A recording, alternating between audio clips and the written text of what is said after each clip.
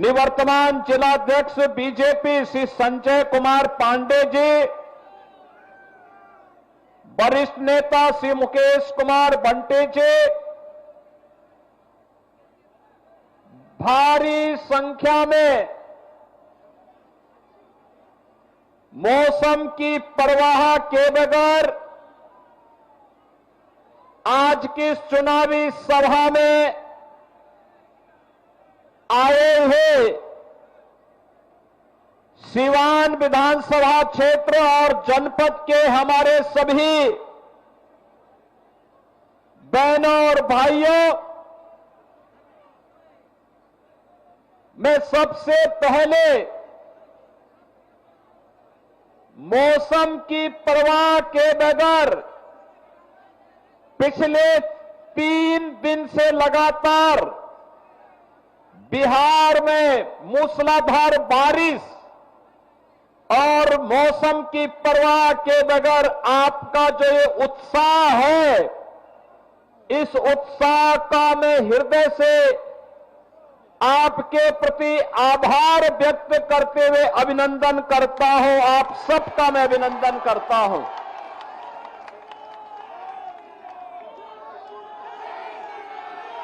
बहनों और भाइयों, मैं परसों रघुनाथपुर में आया था और रघुनाथपुर में मैं इसलिए आया था क्योंकि एक खानदानी माफिया वहां पर फिर से कब्जा करना चाहता है।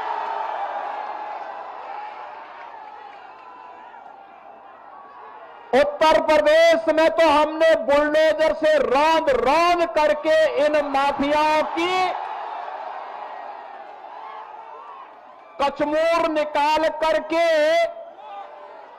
उत्तर प्रदेश की धरती से जहन्नुम के रास्ते उनके खोल दिए हैं। लेकिन हमारी सीता मैया से जुड़े हुए बिहार की धरती पर कोई मारीच और सुबह फिर से सिर न उठाना पड़े, उठा सके। लेकिन जब मैं उस दिन आ रहा था तो बड़ी बारिश शुरू हो गई थी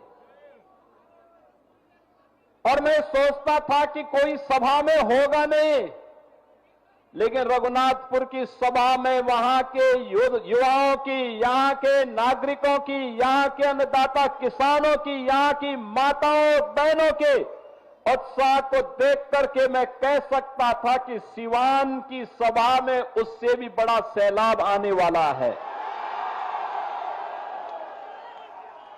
और मुझे विश्वास था। और मैं जब लखनऊ से आज प्रातः चला तो लोगों ने कहा कि सीवान में लोग नहीं आएंगे। मैंने कहा देखो, मेरे आने के पहले 50,000 की भीड़ वहां पहुंच चुकी होगी, इसकी चिंता मत करो, वह बिहार है।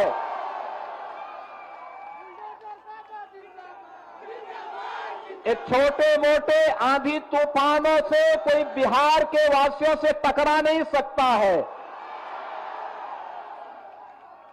बिहार का नौजवान देश और दुनिया के अंदर जहां कहीं गया है, उसकी बुद्धि, उसकी मेधा का लोहा सबने माना है। लेकिन अब समय आ गया है, समय आ गया है। पिछले 20 वर्ष में नीतीश बाबू के नेतृत्व में सुशासन की जो नींव मजबूत हुई है, उस पर बिहार की मेधा और बिहार की बुद्धि के बल पर एक सुदृढ़ भवन का निर्माण करना है जो विकसित बिहार के निर्माण में योगदान दे सके। और इसके लिए आपका आह्वान करने के लिए आज मैं वापस यहां पर आपके बीच आया हूं। बहन और भाइयों, ये सचमुच जब हर व्यक्ति घबराया है बारिश में क्या होगा, तब भी आपने उत्साह दिखाया, आपने दिखाया। सचमुच ये अभिनंदनीय है, स्वागत योग्य है। और इसीलिए मैं आप सभी का, सीवान वासियों का हृदय से अभिनंदन करता हूं, स्वागत करता हूं। बहनों और भाइयों, आपने देखा होगा कहीं कोई मजमा लगता है ना, तो मजमा में बहुत सारे लोग आ चुके होते हैं। अपने अपने तरीके से वे वहां पर लोगों की आंखों में धूल झोंकने का काम करते हैं। लेकिन याद रखना, जिन लोगों ने बिहार के सामने पहचान का संकट खड़ा किया था, जिन लोगों के कारण सिवान वासी भय और दहशत के माहौल में जीने के लिए मजबूर हुए थे,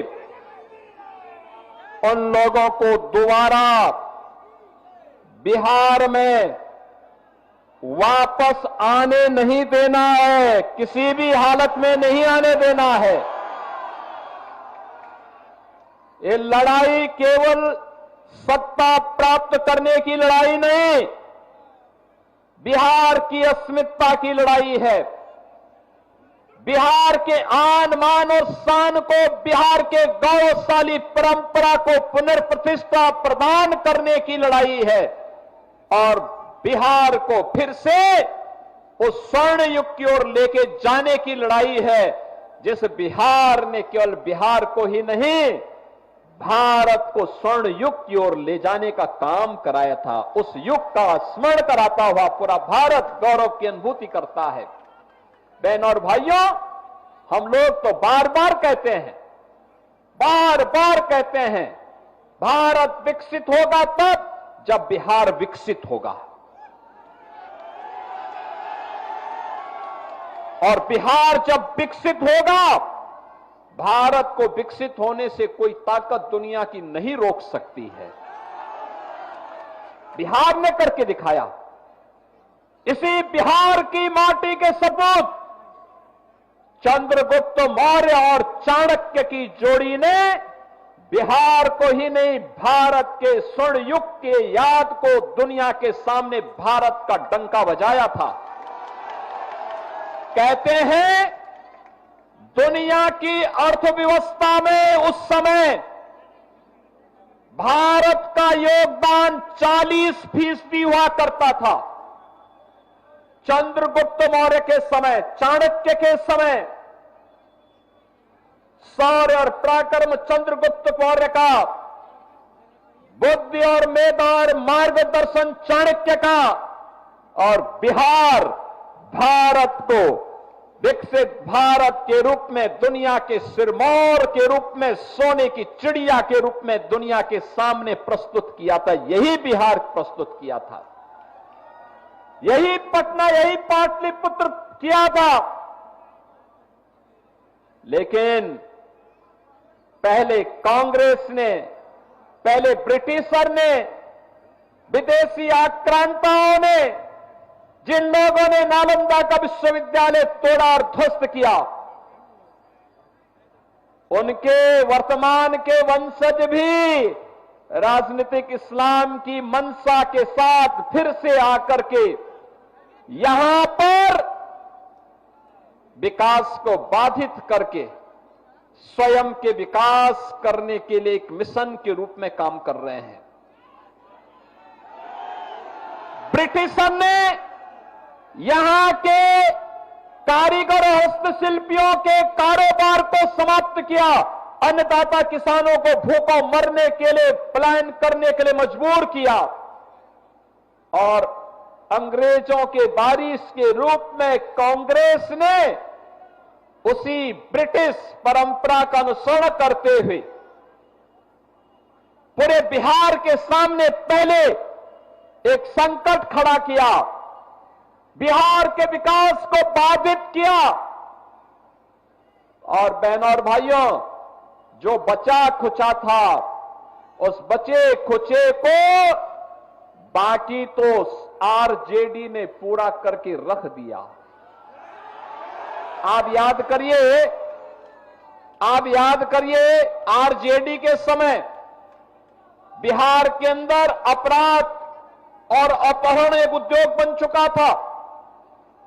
आरजेडी के समय बिहार के अंदर किस प्रकार की अराजकता थी, किस प्रकार की गुंडागिर्दी थी, परिवारवाद किस कदर हावी होकर के एक ही परिवार और नातेदार रिश्तेदार पूरे बिहार को रौंदने का कार्य कर रहे थे, बिहार के नौजवानों के सामने पहचान का संकट खड़ा कर रहे थे और मानव तो दूर पशुओं का भी चारा हजम करके पूरे बिहार के नौजवानों के सामने भीषण संकट खड़ा कर दिए थे। बहनों और भाइयों, ये भारत आभारी है प्रधानमंत्री मोदी जी का। एक गरीब के घर में पैदा होने वाला और सामान्य नागरिक के रूप में अपनी दिनचर्या को आगे बढ़ाने वाले नरेंद्र भाई मोदी जी ने 2014 में भारत को नेतृत्व देना प्रारंभ किया। आज आप देखते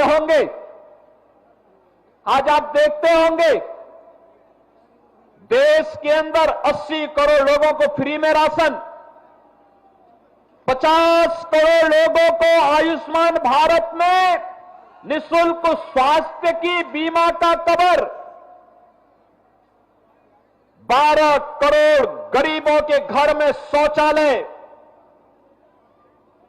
45 करोड़ गरीबों के बैंक में खाता खुलवा करके, चाहे वह जीविका बहने हो, वृद्धावस्था पेंशन हो, निवासित महिला पेंशन हो, दिव्यांग जन की पेंशन हो या अनुसूचित जाति, जनजाति और पिछड़ी जाति के बच्चों की स्कॉलरशिप, ये सीधे एक क्लिक करके सीधे उनके अकाउंट में डलवाने का काम अगर किसी ने किया है, एनडीए की, बीजेपी और जदयू की इस सरकार ने प्रधानमंत्री मोदी जी के नेतृत्व में, उनके मार्गदर्शन में, नीतीश बाबू के नेतृत्व में काम बिहार के अंदर हो रहा है। बहनों और भाइयों, 4 करोड़ गरीबों के मकान बन गए और मोदी जी ने तो कहा है हर गरीब के सिर को ढकने के लिए छत देंगे। यह काम कांग्रेस ने क्यों नहीं किया? यह काम आरजेडी ने 15 वर्षों में क्यों नहीं किया? मोदी जी ने 11 वर्ष में करके दिखा दिया। बहनों और भाइयों, आज जो ये लोग इंडी गठबंधन के रूप में आपके सामने आ रहे हैं, ये लोग विरासत को गाली देते हैं, विकास को बाधित करते हैं और गरीबों के कल्याण के लिए चल रही इन योजनाओं में फिर से डकैती डालने का और उसे हजम करने की रणनीति के तहत ये लोग सत्ता में काबिज होना चाहते हैं। याद करना, अगर कांग्रेस और आरजेडी जीतती है तो गरीब के राशन को सबसे पहले बंद करके हजम कर डालेंगे। नौजवानों की नौकरी के इस नाम पर ये लोग नौकरी तो नहीं देंगे, नौकरी के नाम पर आपकी जमीन को भी हजम कर डालेंगे।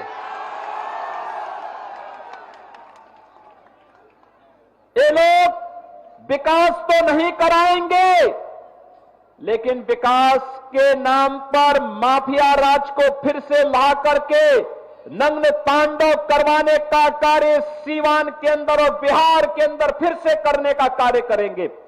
या उत्तर प्रदेश के अंदर हर पेशेवर अपराधी और माफिया समाजवादी पार्टी का शागिर्द है, ऐसे ही बिहार के अंदर भी हर पेशेवर माफिया और अपराधी आरजेडी और कांग्रेस का शागिर्द है। इनको पनपने नहीं देना है, कतई पनपने नहीं देना है, आगे नहीं बढ़ने देना है, क्योंकि आप इनको जब भी आगे बढ़ने का अवसर देंगे, बहनों और भाइयों, ये गरीब के हक पे डकैती डालेंगे, बहन और बेटियों की सुरक्षा पर ये लोग सेंध लगाएंगे, रोजगार को छीनने का कार्य करेंगे और अन्नदाता किसानों की खुशहाली को ये लोग हर हाल में रौंदने का कार्य करेंगे। इनको किसी भी स्थिति में आने नहीं देना है और इसके लिए मैं आप सभी सिवान के अपने बहन और भाइयों का आह्वान करने के लिए आज लखनऊ से विशेष रूप से आया हूं। बहन और भाइयों, मैं तो आपसे पूछना चाहता हूं, ये कांग्रेस के लोग, ये कांग्रेस और आरजेडी के लोग, ये वही लोग हैं जिन्होंने भगवान राम की रथ यात्रा को रोकने का काम किया था। ये वही लोग हैं जिन्हें भगवान राम और भगवान कृष्ण की विरासत पर गौरव की अनुभूति नहीं होती, जिन्हें बुद्ध की परंपरा पर गौरव की अनुभूति नहीं होती, जो लोग डॉक्टर राजेंद्र प्रसाद जी का, जिन लोगों ने डॉक्टर राजेंद्र प्रसाद जी का, लौह पुरुष सरदार वल्लभ भाई पटेल जी का, बाबा साहब डॉक्टर भीमराव अंबेडकर जी का, लोकनायक जयप्रकाश नारायण जी का और कर्पूरी ठाकुर जी का जिन लोगों ने अपमान किया हो, वे कांग्रेस के लोग। आज आवश्यकता पड़ती है कैसे इन लोगों ने बिहार के ही पुत्र से सीताराम केसरी को अपमानित किया था। यही तो कांग्रेस है। कैसे जेपी के सपनों को आरजेडी ने धूल दूषित करने का काम किया था, किससे छुपा हुआ नहीं।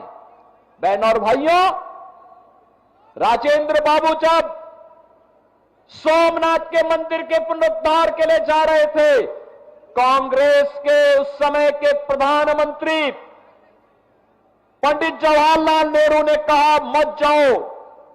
उन्होंने कहा सोमनाथ के मंदिर के लिए, उन्होंने कहा नहीं जाना है, मंदिर का पुनरुद्धार नहीं होना है। राजेंद्र बाबू ने कहा कि मैं बिहार में जन्मा हूं और सोमनाथ भारत के गौरव का प्रतीक है, पहला द्वादश ज्योतिर्लिंगों में पहला ज्योतिर्लिंग है। आवश्यकता पड़ेगी अपने पद से इस्तीफा दूंगा, लेकिन सोमनाथ के मंदिर के पुनरुद्धार कार्यक्रम में जरूर जाऊंगा।